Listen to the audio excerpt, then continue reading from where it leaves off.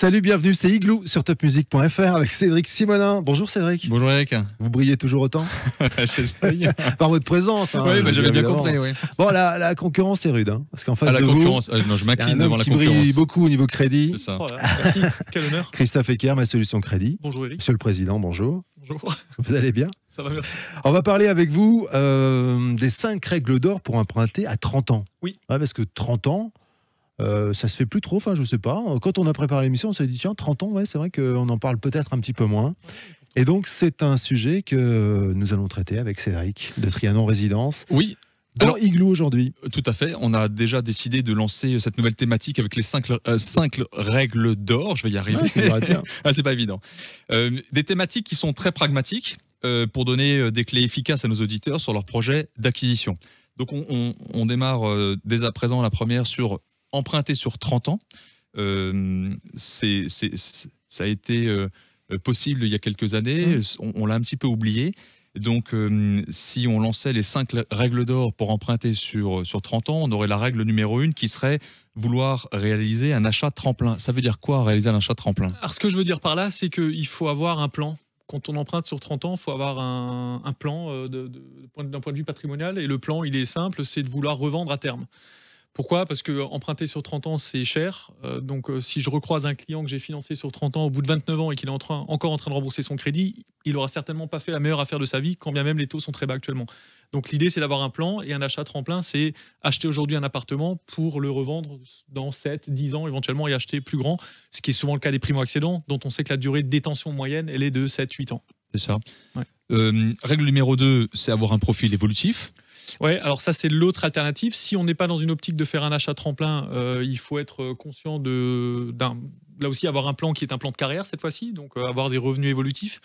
On pense notamment à des jeunes fonctionnaires qui démarrent, dont on connaît les évolutions salariales. On peut penser à un interne en médecine, par exemple, dont on sait que les revenus vont fortement augmenter.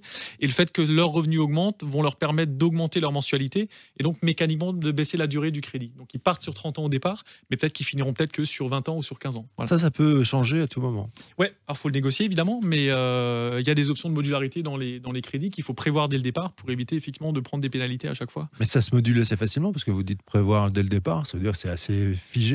Alors c'est un contrat de prêt, habituellement c'est quelque chose qui ressemble un petit peu à un carcan quand même, quoi. Ouais. Donc il faut effectivement bien lire entre les lignes et bien négocier ces subtilités-là. Et souvent les gens le négligent complètement parce qu'ils sont focus sur le taux, ce qui est une erreur. Ce qui est une erreur. Ouais. Règle numéro 3, bien calculer son enveloppe financière. Ouais, alors ce que je veux dire par là, c'est que quand on emprunte sur 30 ans, qu'on est un petit peu tendu à tous les niveaux, on n'a pas forcément la marge de manœuvre de réemprunter derrière. Donc quelqu'un qui fait une acquisition avec des travaux, s'il se rate sur son budget travaux et qui veut réemprunter ensuite 5 000 € à la banque sous forme de crédit travaux ou crédit conso, ça va être très compliqué pour lui. Donc il faut vraiment bien calibrer son besoin au départ. Oui, c'est une problématique qui se rencontre pas mal dans la rénovation parce que c'est jamais évident d'estimer à leur juste valeur les travaux de rénovation. Règle numéro 4, prévoir toutes les options de modularité. On a commencé à en parler tout à l'heure, mais effectivement, il faut prévoir la possibilité d'augmenter ses mensualités et donc de réduire la durée de son prêt. Il faut éventuellement prévoir la possibilité aussi de faire un remboursement anticipé, qu'il soit total ou partiel. Total si on vend le bien, partiel si on a une grosse rentrée d'argent, une prime, un bonus, un héritage. Sans pénalité. Voilà, justement, l'enjeu il est là, c'est-à-dire qu'à peu près dans toutes les banques, vous pouvez aujourd'hui moduler votre crédit. Par contre, si c'est pour passer à la caisse à chaque fois, c'est pas très intéressant. Donc, il faut négocier l'absence de pénalité dans ces cas-là. Alors, c'est pas toujours simple. C'est pas évident. Hein. Ouais, généralement, les remboursements anticipés, c'est quoi? 3% du capital restant dû. 3%, plafonné à 6 mois d'intérêt. Donc, comme les taux sont bas, c'est plutôt 6 mois d'intérêt et c'est intéressant, mais ça reste un coût. Hein. Et puis, c'est toujours embêtant quand on veut rembourser 100 000 € grâce à ses fonds propres, de devoir payer tout à coup 1 500 ou 2 000 € de pénalité. Donc, il faut le négocier au départ parce que en cours de route, c'est assez compliqué. Et plus facile à négocier quand on reste dans la banque pour le crédit suivant. C'est clair. Ouais. Règle numéro 5, ne pas vouloir revendre trop vite. Ouais, alors là, on part du principe que quelqu'un qui emprunte sur 30 ans, c'est qu'il n'a pas la capacité de le faire sur 25. Souvent, et on le voit dans les dossiers qu'on traite, c'est un emprunteur qui n'a pas forcément d'apport ou pas beaucoup. Et donc, au moment d'acheter, il finance et son acquisition et les différents frais qui sont inhérents à l'opération. Donc, les frais de notaire, les frais de garantie, les frais de dossier, les honoraires du courtier. Grosso modo, il y en a pour 10%. Et donc, au départ, le montant de son crédit sera plus élevé que la valeur de son bien. Donc, si, par exemple, 2 ans plus tard, le couple se sépare et qu'ils veulent revendre rapidement, ils n'auront pas amorti les différents frais qu'ils ont financés. Et là, pour le coup, ça leur laisse entre guillemets une ardoise à rembourser à la banque s'ils décident de vendre trop rapidement. Ça, c'est des cas de figure qu'on rencontre malheureusement beaucoup. Mais encore une fois, c'est vraiment dans le cas de quelqu'un qui a financé sans apport. S'il y a de l'apport, on a moins cette problématique, à moins que les prix de l'immobilier s'écroulent. Mais on n'est pas de loin pas dans cette optique-là en France. Et dans ce cas de figure, on estime à combien de temps le moment où on rentre dans ses frais, où on peut revendre à zéro? Sur la base d'un apport de frais à hauteur de 10% d'opération, aujourd'hui, au vu des taux actuels, c'est malgré tout assez rapide. Il faut compter à peu près 4 ans et demi. Ouais, quand même. Ouais. C'est pas si rapide que ça. Non, ouais. Non, mais généralement, les achats tremplin, comme on l'a dit sur la règle numéro 1, c'est au bout de la 6-7e année. C'est ça, ouais. Si je vous ai bien compris, si on peut éviter d'emprunter à 30 ans, il vaut mieux le faire, non?